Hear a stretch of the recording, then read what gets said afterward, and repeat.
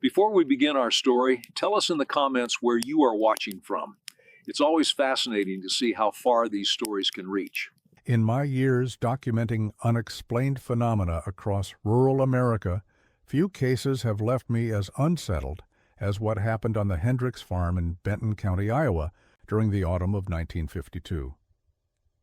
What started as a simple agricultural curiosity became something far more disturbing, a mystery that would consume 3 families and leave questions that remain unanswered to this day. The story begins with Harold Hendricks, a third-generation corn farmer whose family had worked the same 340 acres since 1884. Harold was what folks in Benton County called steady, methodical, practical, the kind of man who kept detailed records of rainfall and crop yields in neat ledgers that dated back to his grandfather's time. His wife, Margaret, managed their small chicken operation, selling eggs to neighbors and the general store in nearby Vinton. Harold had inherited more than just land from his family. The Hendricks farm sat on some of the richest soil in Iowa, black earth that could grow corn tall enough to hide a man on horseback. The property included the original farmhouse built in 1884, a massive red barn that had weathered countless Iowa winters, and a collection of outbuildings that told the story of 3 generations of careful stewardship. Margaret's chicken operation was modest but profitable. She kept 3 dozen Rhode Island red hens in a well-maintained coop that Harold's father had built in 1923. The birds were healthy, productive layers that provided a steady income throughout the year. Margaret took pride in her reputation for quality. Her eggs were known throughout Vinton for their rich yolks and strong shells. The Hendricks family lived quietly in the rhythm of agricultural life.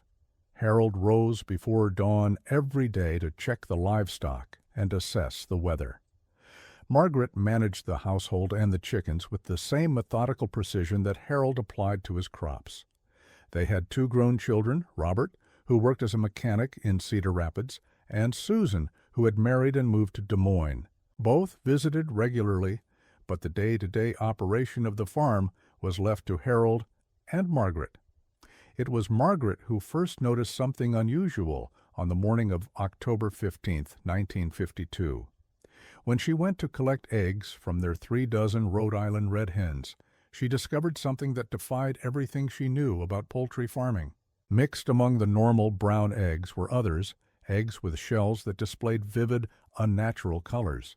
Not just different shades of brown or the occasional white egg, but eggs with shells that appeared to be bright blue, deep purple, and what she later described as a green so intense it hurt to look at. Margaret's first instinct was practical. She assumed the hens had gotten into something they shouldn't have, perhaps some chemical fertilizer or paint that had somehow affected their egg production. She spent the morning examining every inch of the chicken coop and the surrounding area. The birds seemed healthy. Their feed was the same mixture Harold had purchased from the grain elevator for years, and there were no unusual substances anywhere near their pen. Harold's initial reaction was skepticism. In 43 years of farming, he'd never seen anything like what Margaret described. When she showed him the eggs, carefully arranged in a wicker basket on their kitchen table, he spent a long moment examining them in silence. According to Margaret's diary, which her niece discovered during the estate sale in 1965, Harold picked up each egg, turning it slowly in his weathered hands, before setting it down without comment. The colored eggs weren't just unusual, they were impossible. Harold had grown up around chickens. He knew that shell color was determined by genetics, that a Rhode Island red hen could only produce brown eggs, and that external factors might affect the quality or size of eggs, but never their fundamental coloration. Yet here were eggs that appeared to glow with inner light, their surfaces smooth and perfectly formed despite their unnatural hues. The truly unsettling part wasn't the color, it was the pattern. The colored eggs appeared in specific sequences: blue, purple, green, then normal brown. Then the sequence would repeat. Margaret documented this pattern meticulously, noting that it remained consistent for weeks. No matter which hen laid which egg, no matter what time of day the eggs were collected, the color pattern never varied. Margaret began keeping detailed records, something that would prove crucial to later investigations. She noted the time each egg was laid, which nesting box it appeared in, and the exact sequence of colors. Her records showed that the hens were laying on their normal schedule, one egg per bird every 24 to 36 hours. But the colored eggs appeared with mathematical precision that defied biological explanation. Word of the unusual egg spread quickly through the rural community. In small farming towns like Vinton, news traveled fast, especially news this strange. Mrs. Eleanor Kowalski, whose farm bordered the Hendricks property to the east, was the first neighbor to see the eggs personally. Years later, she would tell her grandson that looking at those eggs made her feel like something was wrong with the world itself. Dr. James Morrison, the local veterinarian who had served Benton County for over 20 years, made a special trip to examine the Hendricks chickens. Dr. Morrison was a practical man, trained at Iowa State University, with experience in livestock diseases, breeding problems, and nutritional disorders. His initial examination of the Hendricks flock found absolutely nothing unusual. The birds appeared healthy in every measurable way. Their diet, behavior, and physical condition showed no abnormalities. Their combs were red and full, their eyes bright and alert, their feathers glossy and well-maintained. Blood samples revealed normal protein levels, appropriate mineral balances, and no signs of infection or toxicity. By every standard measurement of poultry health, the Hendricks chickens were perfect specimens.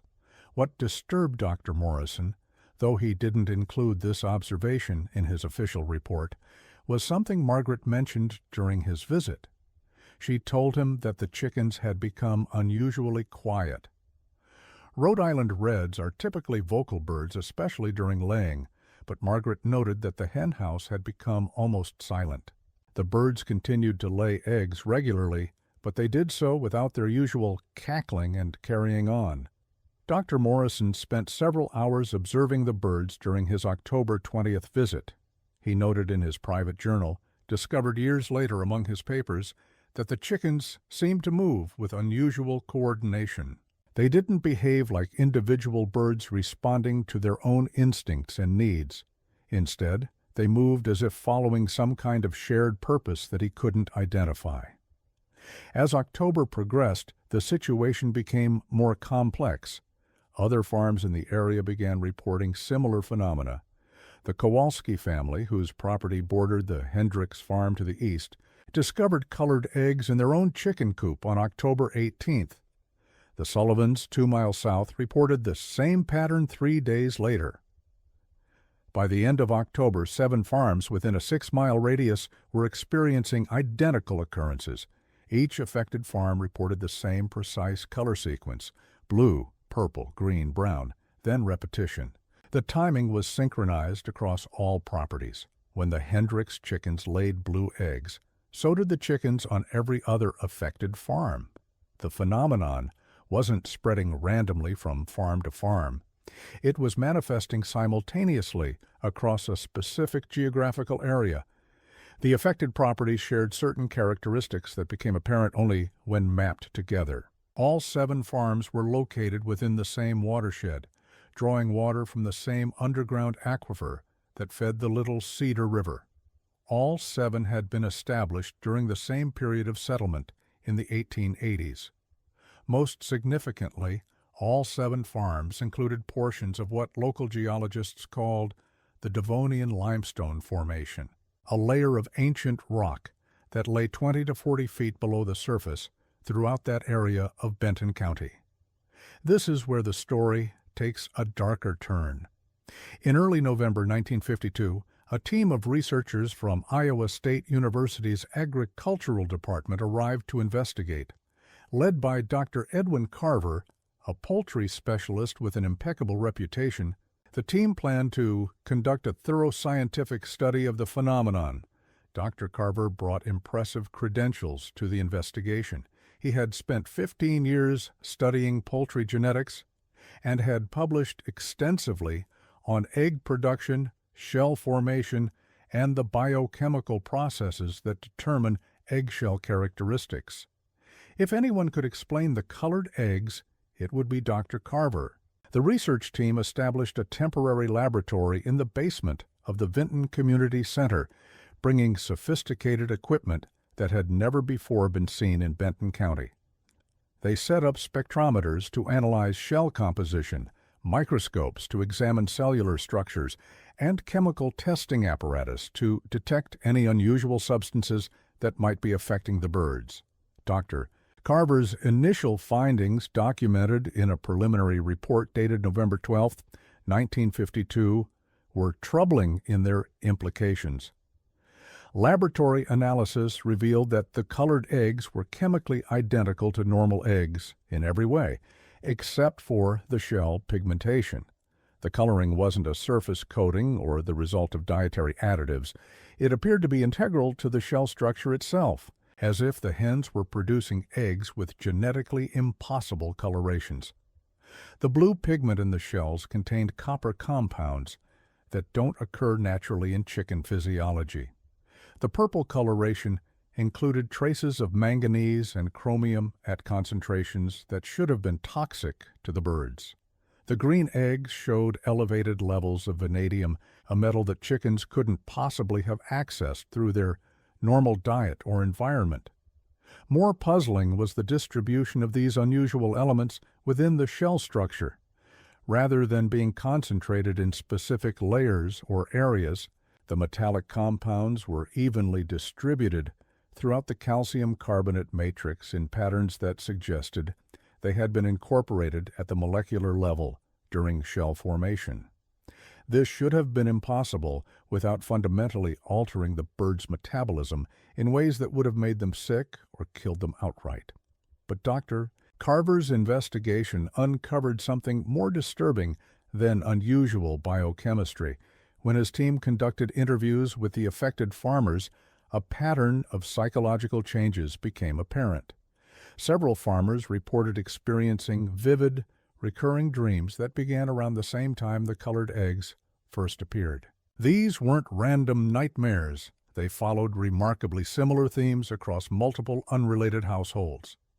Harold Hendricks described dreams of walking through his cornfields and discovering that every stalk had been hollowed out, leaving only empty husks standing in perfect rows. In these dreams, he could hear sounds coming from inside the hollow stalks, whispering voices, speaking in languages he didn't recognize. He would try to look inside the stalks, but they were always too dark to see anything clearly. Margaret dreamed repeatedly of opening eggs to find them completely empty, not just lacking yolks or whites, but containing what she described as a darkness that seemed to move. In her dreams, this darkness would begin to seep out of the broken shells, spreading across the kitchen table and floor until she woke in terror. The Kowalski family reported nearly identical dreams. Mrs. Kowalski's 16-year-old daughter, Patricia, experienced the same visions of empty cornstalks with whispering voices. Their 14-year-old son, Michael, had recurring nightmares about eggs filled with moving darkness. The Sullivan family, 2 miles away, reported virtually identical dream content. When Dr. Carver documented these reports, he noted the statistical impossibility of such specific dream patterns occurring independently across multiple households. In his preliminary analysis, he calculated the odds of such detailed correspondence in dream content as less than 1 in 10 million, assuming no shared influence or communication between the families. The dreams weren't the only psychological anomaly affecting the farming families. Several reported experiencing what they called time losses, periods where they would begin a task and then find themselves somewhere else on their property, with no memory of how they'd gotten there or how much time had passed. Harold Hendricks recorded in his farm journal that he had lost 3 hours on November 18, 1952. He remembered beginning his morning chores at sunrise, then found himself standing in the middle of his cornfield with the sun already high overhead. His livestock had been fed and watered, his morning tasks completed, but he had no memory of doing any of this work. Margaret experienced a similar incident on November 20th. She remembered starting to prepare lunch at 11 o'clock in the morning, then found herself standing in the chicken coop at 3 in the afternoon with the day's eggs already collected and sorted. The eggs followed the usual color pattern, blue, purple, green, brown, but she couldn't remember gathering them. These time-loss incidents weren't limited to the Hendricks family. Every household on the 7 affected farms reported similar experiences during the first 3 weeks of November 1952. The incidents seemed to cluster around specific dates and times, as if whatever was causing them operated on a schedule that the affected families couldn't perceive or remember. Dr. Carver's team attempted to document these temporal anomalies by asking the farmers to maintain detailed hourly logs of their activities. The resulting records revealed disturbing patterns of synchronization. When Harold Hendricks experienced a 3-hour time loss on November 18th, similar gaps appeared in the logs maintained by the Kowalski, Sullivan, and other affected families. The colored eggs continued to appear with clockwork regularity throughout this period. Dr. Carver's team documented over 400 eggs following the exact color sequence across all 7 affected farms. They could find no environmental, dietary, or genetic explanation for the phenomenon. Every test they conducted confirmed that the eggs were physically impossible according to known biological processes, yet the birds continued to produce them daily. The research team expanded their investigation to include soil samples, water analysis, air quality measurements, and electromagnetic field detection. They tested for radiation, chemical contamination, atmospheric anomalies, and geological disturbances. Every measurement fell within normal ranges. The environment around the 7 farms appeared completely ordinary in every way that 1950 science could measure. Dr. Carver began to suspect that they were dealing with something beyond the scope of conventional agricultural science. His private notes from this period, discovered among his papers after his death in 1963, revealed growing frustration with the limitations of available testing methods. He wrote extensively about the need for new analytical approaches that could detect influences operating outside the conventional understanding of biological systems. On November 23, 1952, something happened that would end Dr. Carver's investigation abruptly and leave questions that have never been answered.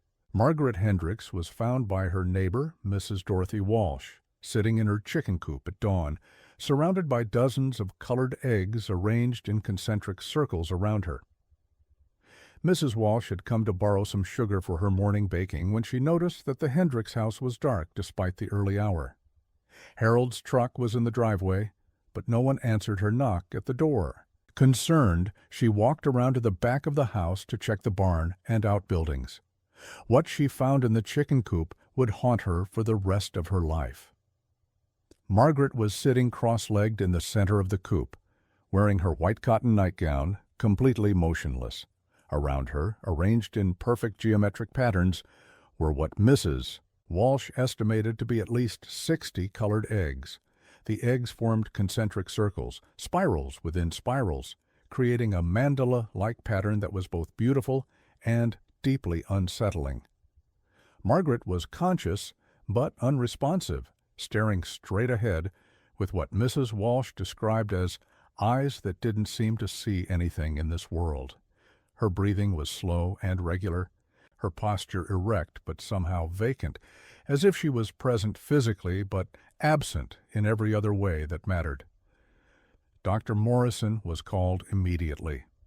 When he arrived at sunrise, he found Margaret still in the same position, apparently unharmed but completely catatonic. The arranged eggs formed perfect geometric patterns that would have required considerable time and careful planning to create, yet Margaret couldn't possibly have accomplished this in the pre-dawn darkness of the henhouse without light. The eggs themselves defied explanation. They were arranged with mathematical precision, each circle perfectly concentric with the others. The spacing between eggs uniform down to fractions of inches. The color patterns within the arrangement followed complex sequences that seemed to reference advanced mathematical concepts. Blue eggs formed the outer ring, purple eggs created inner geometric shapes, and green eggs marked specific intersections and focal points. Dr. Morrison attempted to rouse Margaret using standard medical procedures. He checked her pulse and blood pressure, both of which were normal. He tested her reflexes and pupil responses, which showed appropriate reactions to stimuli. Physically, she appeared to be in perfect health, but mentally she seemed to be somewhere else entirely. Margaret remained in this catatonic state for 6 hours. During this time, she didn't move, didn't speak, and didn't respond to her name or to physical contact. Harold sat beside her in the chicken coop, holding her hand and talking to her quietly, but she showed no recognition of his presence. When Margaret finally returned to normal consciousness around noon, her first words were to ask Harold why they were sitting in the chicken coop. She had no memory of entering the hen house, no recollection of arranging the eggs in their impossible patterns, and no explanation for why her nightgown was completely dry despite the heavy dew that had covered everything else that morning. The arranged eggs remained in their perfect geometric patterns for several hours after Margaret's recovery. Dr. Morrison photographed them extensively, creating a visual record that he hoped might provide clues to their significance. The photographs, unfortunately, were among the materials destroyed in the 1961 warehouse fire that claimed most of Dr. Carver's research documentation. Dr. Carver made the decision to terminate his investigation the following day. His final report, filed with the university on November 25, 1952, concluded that while the colored eggs represented an unusual biological anomaly, there was no scientific explanation for their appearance within the framework of current knowledge. He recommended that the affected farms cease all poultry operations temporarily and seek consultation with specialists in environmental contamination. But Dr. Carver's private notes, discovered among his papers after his death in 1963, revealed a very different conclusion. In handwritten pages that were never meant to be read by colleagues, he documented his growing conviction that the colored eggs were somehow connected to a form of intelligence that operated outside human understanding. His notes described observations of systematic pattern behavior that suggested purposeful design rather than random biological anomaly. He documented correlations between the egg color sequences and known mathematical progressions, noting that the blue, purple, green, brown pattern corresponded to specific wavelengths of electromagnetic radiation in ways that seemed far too precise to be coincidental. The most chilling entry in Dr. Carver's private notes, dated November 24, 1952, read, "The eggs are not the phenomenon. They are a communication method. Something is using these families to transmit information through patterns that our current science cannot decode." The mathematical precision, the synchronized timing across multiple locations, the associated psychological effects all suggest an intelligence that operates on principles we have not yet discovered. Dr. Carver's notes also revealed that he had begun to suspect that Margaret's catatonic episode was not an isolated incident, but rather the culmination of a communication process that had been ongoing throughout October and November. He theorized that the time losses experienced by the farming families represented periods during which they were receiving information or instructions that their conscious minds couldn't process or remember. After Dr. Carver's departure, the affected farms faced a new challenge. The colored eggs stopped appearing as abruptly as they had begun. On November 30, 1952, all 7 farms returned to normal egg production. The silence in the chicken coops ended, and the birds resumed their typical vocal behavior. The farmers' psychological symptoms, the dreams, the time losses, The sense of being monitored disappeared completely. But the consequences of those 6 weeks would haunt the community for years to come. Harold Hendricks never fully recovered his earlier confidence and stability. Neighbors noted that he began double-checking his work obsessively, as if he could no longer trust his own memory or judgment. He would walk his property at odd hours, examining his crops and livestock with an intensity that suggested he was looking for something he couldn't quite identify. Margaret developed an aversion to eggs that lasted for the rest of her life. Despite having worked with chickens for over 2 decades, she refused to enter the hen house alone after November 1952. Harold took over all poultry-related responsibilities, while Margaret focused on other aspects of their farming operation. She never again collected eggs personally, and she couldn't tolerate having eggs prepared in her presence. The psychological impact extended beyond the immediate families. The Kowalski family sold their farm in spring 1953 and moved to Cedar Rapids, telling neighbors they needed a fresh start in a place without so many strange memories. The Sullivans followed suit 6 months later, relocating to Wisconsin, where they purchased a dairy farm that didn't include any poultry operations. Within 2 years of the colored egg phenomenon, 5 of the 7 affected families had either sold their properties or dramatically altered their farming operations to eliminate chicken raising entirely. The mass exodus of established farming families created economic disruption throughout the area, as experienced agricultural workers were replaced by newcomers who lacked deep knowledge of local conditions. Dr. Morrison continued to serve as the local veterinarian until his retirement in 1967, but colleagues noted that he became increasingly reluctant to discuss unusual cases or unexplained animal behaviors. When pressed by younger veterinarians who had heard rumors about the 1952 events, he would only say that some phenomena fell outside the scope of traditional veterinary medicine and were better left unexamined. The local impact of the colored egg case extended beyond the farming community. The Vinton Community Center, which had hosted Dr. Carver's temporary laboratory, began experiencing what the building supervisor described as electrical irregularities that persisted for months after the research team's departure. Lights would flicker without apparent cause, electrical equipment would malfunction intermittently, and several people reported feeling watched when alone in the building during evening hours. These anomalies gradually faded during 1953, but they contributed to a general sense of unease that affected the entire Vinton community. Church attendance increased significantly during the winter of 1952-53 as people sought comfort and explanation for events that had challenged their understanding of the natural world. In 1958, 6 years after the original events, I attempted to interview some of the surviving family members for a research project on unexplained agricultural phenomena. Most declined to participate, citing privacy concerns and a desire to move on from that difficult time. Harold Hendricks was one of the few who agreed to discuss his experiences, though our conversation revealed how much the events had affected his worldview. I met Harold at Murphy's Cafe in downtown Vinton on a cold February morning.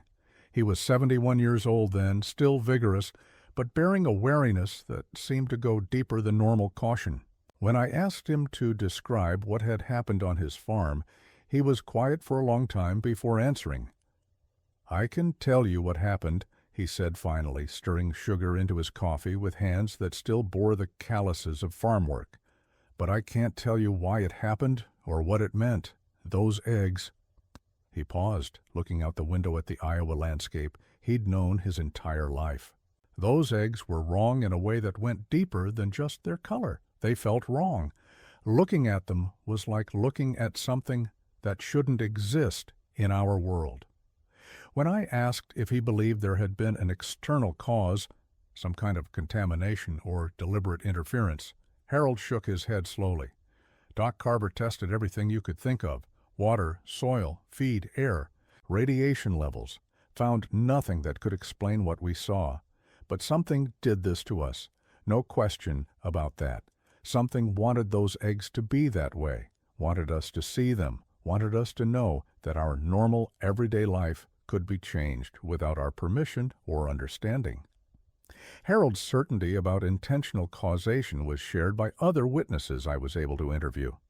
Mrs. Eleanor Kowalski, reached by telephone at her new home in Cedar Rapids, expressed similar convictions about the purposeful nature of the phenomenon. Those weren't just strange eggs, she told me. They were a message of some kind. I don't know what the message was supposed to say, but I know it was meant for us specifically. The most intriguing lead in my 1958 investigation came from an unexpected source. Father Thomas McKenna, who had served St. Mary's Catholic Church in Vinton since 1945, mentioned during our interview that several of the affected families had sought spiritual counseling during and after the colored egg phenomenon. What they told him, he explained, suggested that the psychological effects had been far more extensive than anyone had publicly acknowledged. People came to me with questions that went beyond the eggs themselves, Father McKenna said. They talked about feeling like they were being studied, observed by something that understood them better than they understood themselves. They described sensations of being guided or directed in ways they couldn't resist or remember clearly. Father McKenna's observations aligned with details that hadn't appeared in any official reports. The affected families had experienced not just isolated incidents of time loss and strange dreams, but ongoing sensations of external presence and influence. They felt as if their daily routines were being monitored and occasionally interrupted by something that operated according to purposes they couldn't comprehend. In 1961, while researching property records at the Benton County Courthouse for an unrelated project, I discovered something that added new complexity to the colored egg case. All 7 affected farms shared a characteristic that had gone unnoticed during the original investigation. Each property contained portions of an underground limestone formation that created a natural network of connected caverns. A geological survey conducted in 1959 had mapped this formation for the first time, revealing that the affected farms sat above an interconnected system of underground chambers that extended throughout that portion of Benton County. The survey noted unusual mineral compositions in the limestone, particularly high concentrations of rare earth elements that could theoretically affect electromagnetic fields in ways that weren't well understood at the time. The survey team had discovered something else that caught my attention. Within the limestone caverns beneath the affected farms, they had found what their report described as artificially modified chambers, underground spaces that showed evidence of deliberate excavation and construction. The modifications were ancient, predating European settlement of Iowa by centuries, but they demonstrated sophisticated engineering knowledge that seemed inconsistent with the indigenous cultures known to have inhabited the region.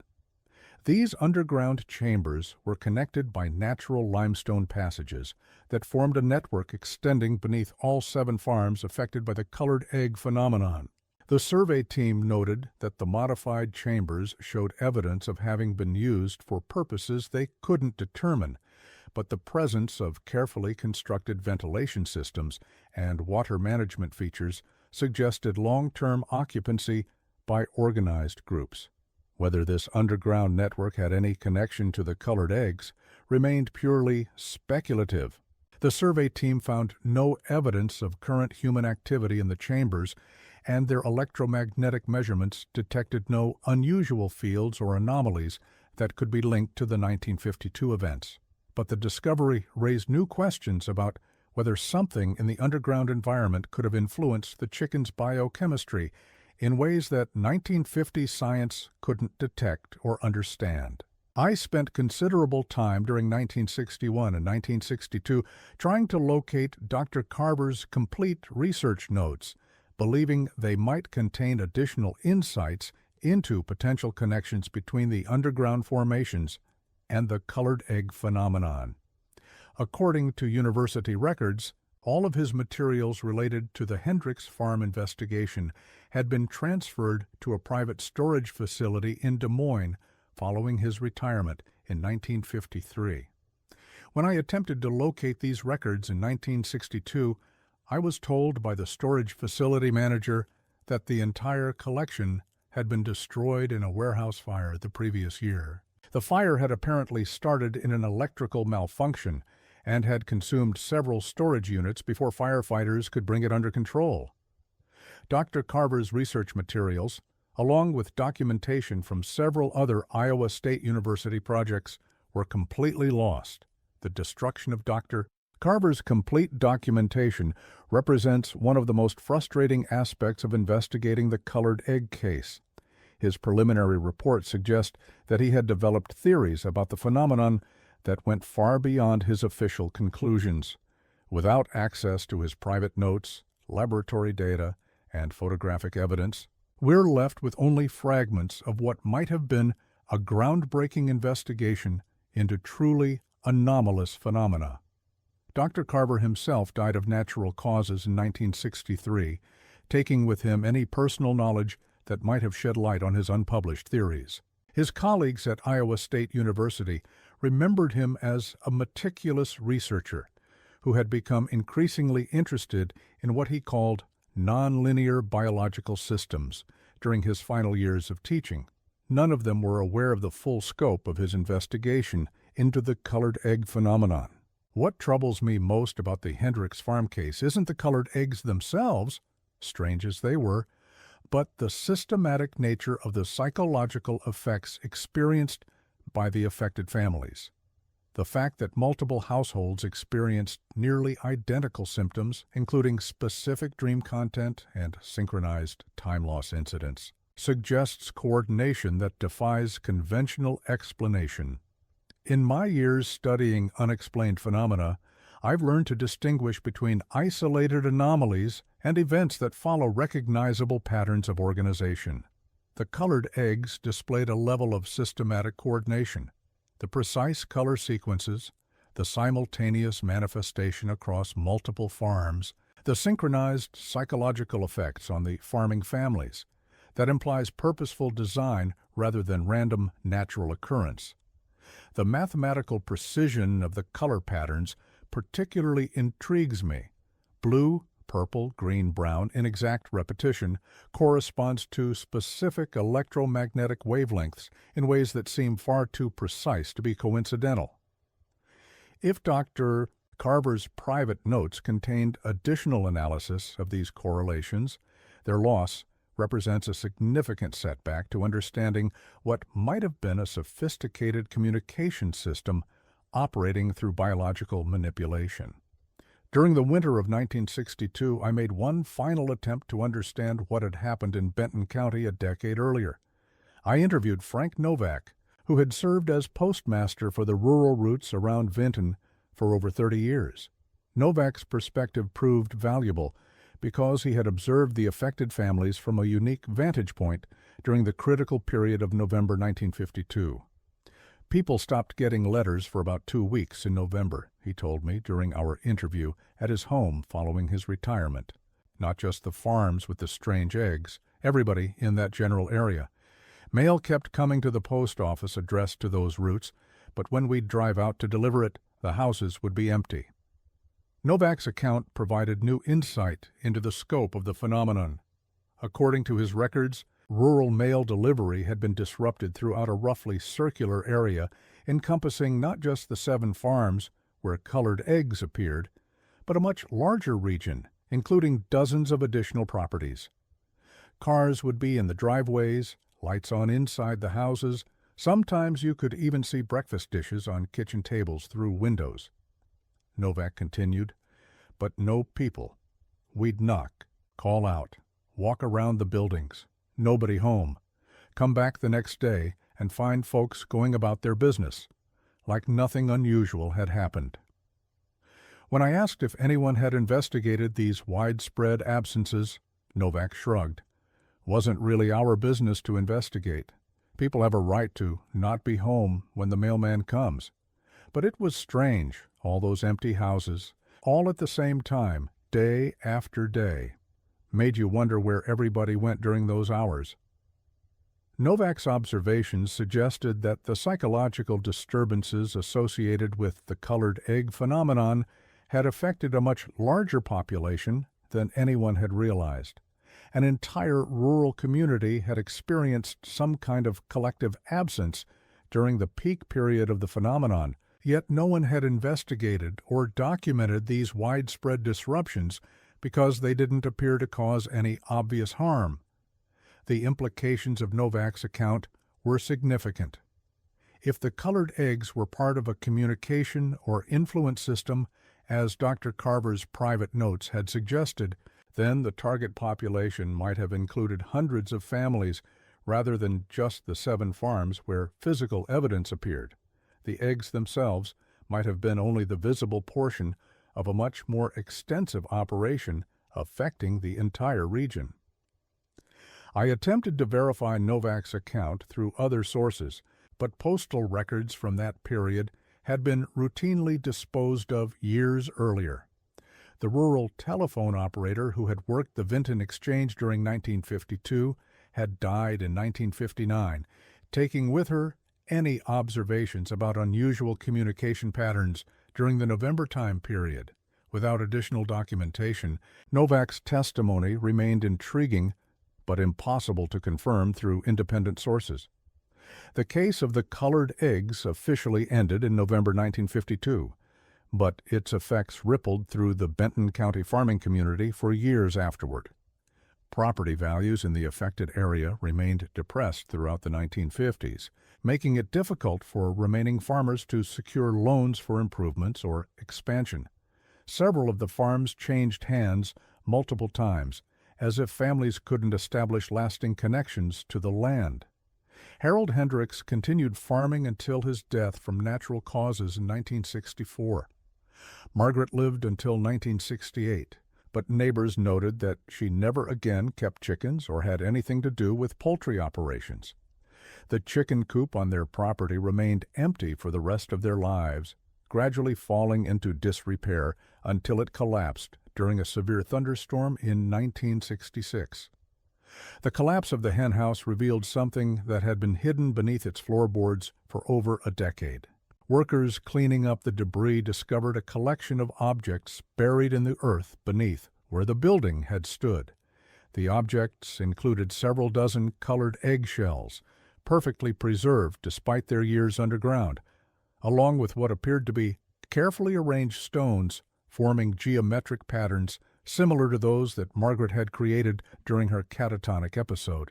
When Margaret's niece, Mrs. Dorothy Chen, cleaned out the farmhouse after her aunt's death in 1968, she discovered additional evidence that had been preserved throughout the intervening years. Hidden in a flour tin in the kitchen pantry were 12 colored eggshells, 4 each of blue, purple, and green. Margaret had apparently saved them as some kind of memento or evidence of what had happened. Mrs. Chen showed me these shells during my 1969 visit to the Hendricks property. Even 17 years after the original events, the colors remained vivid and unnatural looking. More disturbing was their condition. The shells appeared to be completely preserved, showing no signs of age, deterioration, or fading, despite their years of storage in a tin container. Aunt Margaret never talked about that time, Mrs. Chen told me, as we stood in the abandoned farmyard. But I found these shells, and I found her diary from that November. She wrote in it every day, documenting everything that happened, reading those entries. She paused, looking toward the collapsed ruins of the chicken coop. Reading them made me understand why she never wanted to discuss what happened. Margaret's diary entries from November 1952 revealed details that hadn't appeared in any official reports or investigative documentation. She had documented not just the colored eggs and the psychological symptoms that investigators had noted, but small environmental changes that everyone else had missed or dismissed as unimportant. According to her diary, birds stopped landing in their yard during the first week of November. Insects virtually disappeared from the area around the chicken coop. Even the farm cats, which normally spent their days hunting around the outbuildings, began avoiding the henhouse and the surrounding area. Margaret noted that the usual sounds of rural life, bird calls, insect humming, the rustle of small animals in the grass, gradually faded until their property became unusually quiet. More significantly, Margaret recorded changes in her own perception of time and space that went beyond the documented time loss incidents. She wrote about days that felt longer or shorter than they should, about clocks in the house displaying different times despite being wound consistently, and about losing track of entire afternoons, then finding herself standing in places she couldn't remember walking to. On November 20th, 1952, 3 days before her catatonic episode, Margaret made an entry that particularly unsettled me when I read it in Mrs. Chen's kitchen 17 years later. The eggs were watching them. When I arrange them in the basket, they seem to arrange themselves differently when I turn away. Harold thinks I'm imagining things, but I've started marking their positions with pencil on the basket liner. They move. The implications of Margaret's private documentation suggest that the phenomenon was far more complex and extensive than even Dr. Carver had realized. If her observations were accurate, the colored eggs displayed properties that challenged basic assumptions about the nature of inanimate objects. They seemed to respond to observation and handling in ways that suggested some form of awareness or purposeful behavior. Margaret's final diary entry related to the colored eggs was dated November 22nd, the day before her catatonic episode. She wrote, "I understand now what they want. The pattern has been building towards something, and tomorrow it will be complete. I'm not afraid anymore because I know it's important. Harold won't understand, but someone needs to be the message." Reading Margaret's final entry in 1969, I realized that her catatonic episode hadn't been a random breakdown or an unfortunate side effect of the phenomenon. According to her own account, it had been a deliberate participation in some kind of communication process that she had come to understand during the weeks leading up to the event. Unfortunately, Mrs. Chen was the last person I was able to interview who had direct contact with the events of 1952. Most of the original witnesses had died by the late 1960s, and those who remained were reluctant to discuss their experiences. The case began to fade into local folklore, remembered more as an odd story than as a serious mystery-deserving investigation. In 1969, the Hendricks farm was sold to developers who planned to convert the agricultural land to residential use. The property was part of a larger development project that would eventually transform most of the affected farms into suburban neighborhoods. During the initial site preparation, construction crews discovered something unexpected in the area where the chicken coop had stood. Buried approximately 3 feet below the surface was what the work foreman described as a perfect circle of stones, arranged like somebody had made a foundation for something that was never built. The stones were limestone, consistent with the local geological formation, but their arrangement was precise and deliberate. Each stone had been shaped and positioned to create a circular pattern exactly 12 feet in diameter. The stone circle predated the Hendricks family's ownership of the property. According to county records, there was no documentation of any structure ever being built in that location, and the arrangement appeared to be much older than the chicken coop that had stood above it. The stones showed weathering patterns consistent with decades or possibly centuries of burial. When I learned about this discovery, I immediately traveled to Benton County to examine the site and interview the construction crew. By the time I arrived, however, the developers had already removed the stones and continued with their construction plans. The work foreman, a man named Bill Carpenter, was willing to discuss what they had found, but he seemed genuinely disturbed by the memory. Those stones had been there a long time, Carpenter told me when I met with him at a diner near the construction site. You could tell by how they'd settled into the ground, how the roots had grown around them. But they were arranged too carefully to be natural. Somebody put them there for a reason, measured everything out precise. Carpenter described finding additional objects buried within the stone circle, pieces of metal that appeared to be very old, possibly iron implements, or tools that had corroded beyond recognition. There were also what he described as bone fragments, though he couldn't determine whether they were animal or human remains. When we started pulling those stones up, a couple of my crew said they felt strange, dizzy, like they were losing their balance. Carpenter continued. One guy said the air smelled different, kind of metallic. We finished the job quick and moved on to other parts of the site. None of us wanted to spend more time in that area than we had to. The discovery of the stone circle added another layer of complexity to an already mysterious case. Had the Hendricks family unknowingly built their chicken coop on top of something significant, perhaps a structure related to the underground limestone chambers that the Geological Survey had discovered? Was there a connection between this ancient arrangement and the appearance of colored eggs 70 years later? These questions might have remained forever unanswered, but in late 1969, I received an unexpected letter from Dr. Morrison's widow. Following her husband's death earlier that year, she had been sorting through his professional papers when she discovered a file labeled Hendricks Investigation, Personal Notes. Dr. Morrison had apparently maintained his own private documentation of the 1952 events separate from his official veterinary reports. His widow, Mrs. Ruth Morrison, was kind enough to share these notes with me, though she admitted they had disturbed her when she first read them several months after her husband's funeral. Dr. Morrison's personal observations revealed that he had suspected the colored eggs were connected to something beyond agricultural science from the very beginning of his involvement. His notes documented behavioral changes in animals throughout the affected area that had never been officially reported or investigated by the research teams. According to Dr. Morrison's records, dogs throughout the Seven Farm area began exhibiting unusual behavior in early October 1952, several days before the first colored eggs appeared.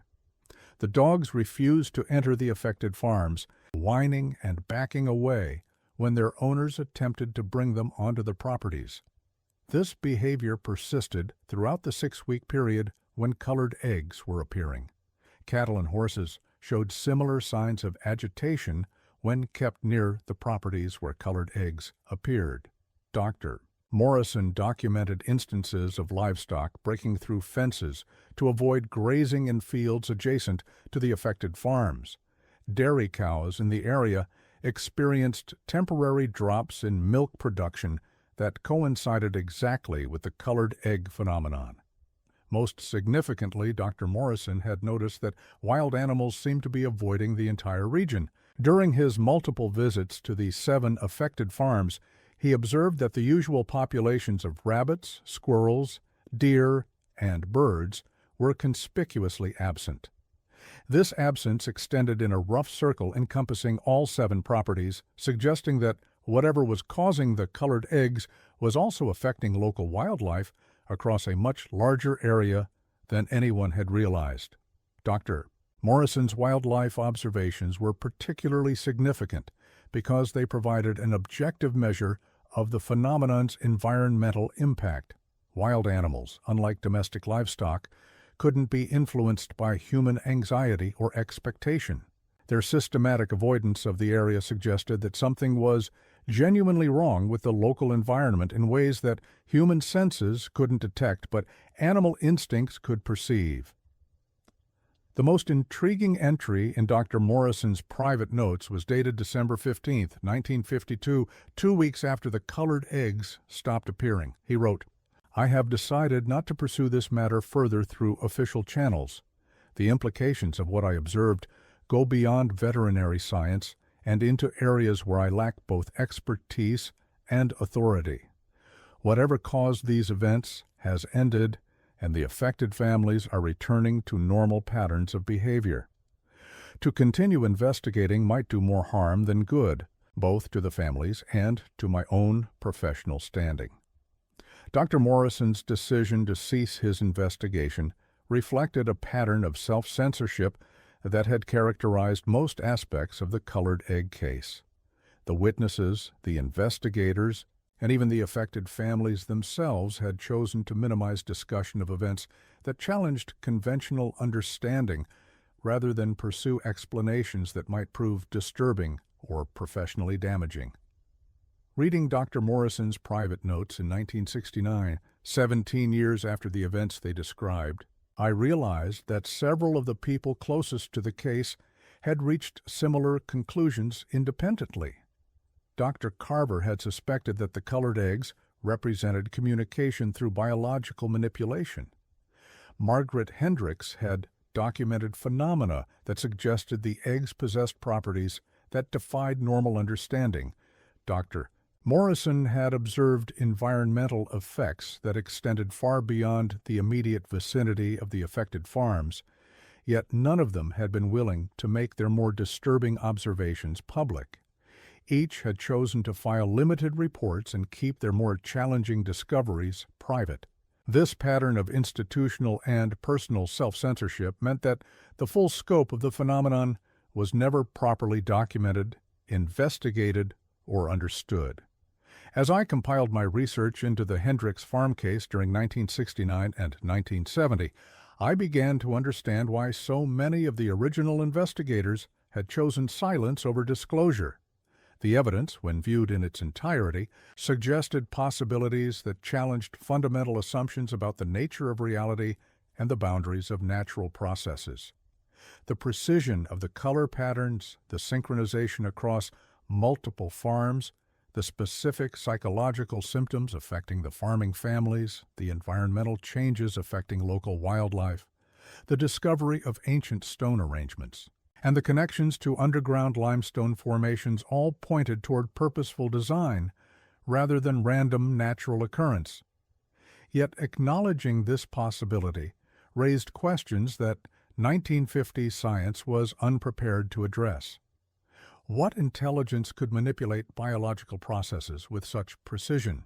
What purpose could be served by creating impossible eggs and inducing psychological effects in rural farming families? What connection might exist between current phenomena and ancient constructions buried beneath Iowa farmland? In the spring of 1970, I made my final research trip to Benton County. The area where the 7 affected farms had once operated was now a suburban development called Meadowbrook Heights. The developer had preserved some of the original fieldstone boundaries as decorative elements in the landscaping, but the agricultural character of the land was gone. Modern houses with neat lawns stood where corn had once grown and chickens had once laid impossible eggs. I walked through the development on a quiet Sunday afternoon in May, trying to reconcile my years of investigation with the ordinary suburban reality that had replaced the farms where such extraordinary events had occurred. Children played in backyards where the Kowalski and Sullivan families had once experienced their mysterious time losses and disturbing dreams. A community park occupied the former site of Harold Hendricks's cornfield, where he had wandered during his episodes of lost time. At the sales office for Meadowbrook Heights, I spoke with the development's marketing director, a young woman who had moved to Iowa from Illinois specifically to work on this project. When I asked if she had heard any local stories about the area's agricultural history, she shook her head with a smile. "It's always been quiet farming country," she said, gesturing toward brochures that emphasized the peaceful, family-friendly character of the new community. "Nothing much ever happened here historically. That's part of the appeal for families looking for a safe place to raise children away from urban problems." Standing in that sales office, surrounded by promotional materials emphasizing the normal, predictable character of Meadowbrook Heights, I realized that the case of the colored eggs had achieved a kind of perfect erasure. The witnesses had died or moved away. The physical evidence had been destroyed, lost, or buried under suburban development. The land itself had been transformed beyond recognition. In less than 20 years, phenomena that had challenged the understanding of multiple scientific investigators had been completely absorbed by the advance of ordinary suburban life.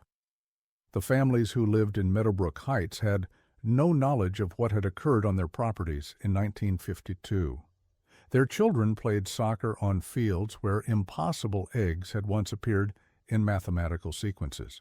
Their community center stood within a few hundred yards of where Margaret Hendricks had once arranged colored eggs in geometric patterns while in a catatonic state. Yet the questions raised by the colored egg case continue to resonate for anyone willing to consider their implications. The Geological Survey from 1959 confirmed that the 7 affected farms sat above an interconnected system of underground limestone caverns containing what appeared to be artificially modified chambers. The stone circle discovered during construction suggested that the location held significance that predated the 1952 events by decades or centuries. The precision of the egg color patterns, the synchronized timing across multiple farms, the specific psychological effects on farming families, and the systematic avoidance behavior displayed by wild animals all implied some form of underlying intelligence or purposeful coordination operating through mechanisms that conventional science couldn't explain or detect. If this interpretation is correct, then the colored eggs were never meant to be understood as a conventional biological phenomenon. They were a form of communication or demonstration, displayed in a manner specific enough to capture attention, but strange enough to resist easy explanation or replication. The fact that the eggs appeared simultaneously across multiple farms, followed precise mathematical patterns, and then vanished completely suggests a level of technological or organizational capability that exceeds anything known to exist in 1950s rural Iowa. The associated psychological effects, the synchronized dreams, the coordinated time losses, the systematic behavioral modifications, point toward methods of influencing human consciousness that remain beyond current scientific understanding. The case of the colored eggs raises fundamental questions about how we investigate and respond to phenomena that challenge our basic assumptions about reality. When evidence points toward conclusions that exceed our willingness to accept them, do we pursue understanding regardless of the implications, or do we choose the safety of conventional explanations and institutional silence? The investigators involved in the 1952 case faced this choice repeatedly, and most opted for cautious discretion rather than potentially dangerous disclosure. Dr. Carver filed limited reports while keeping his more disturbing theories private. Dr. Morrison documented anomalous observations but chose not to pursue their implications through official channels. Margaret Hendricks recorded her experiences in private diaries, but never discussed them publicly. This pattern of institutional and personal self-censorship was probably understandable given the social and professional climate of the 1950s. Investigators who proposed explanations involving unknown intelligences or technologies would have faced ridicule, career damage, and social ostracism.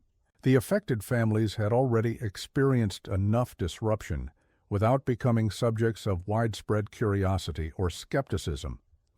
But the cost of this silence was the loss of potentially crucial information about phenomena that might represent contact with intelligences or capabilities that operate according to principles we haven't yet discovered. The incomplete investigation of 1952 means that we may never understand what truly happened in those Iowa chicken coops, or why those impossible eggs appeared when and where they did. As I conclude my decades-long investigation of the Hendricks farm case, I find myself respecting the choices made by the original investigators while also regretting their consequences. The evidence they gathered suggests a mystery far more complex and significant than the simple question of unusual eggshell pigmentation. The colored eggs of Benton County, Iowa, remain unexplained not because the evidence was insufficient, but because the evidence pointed toward explanations that exceeded the willingness of 1950s investigators to pursue them to their logical conclusions.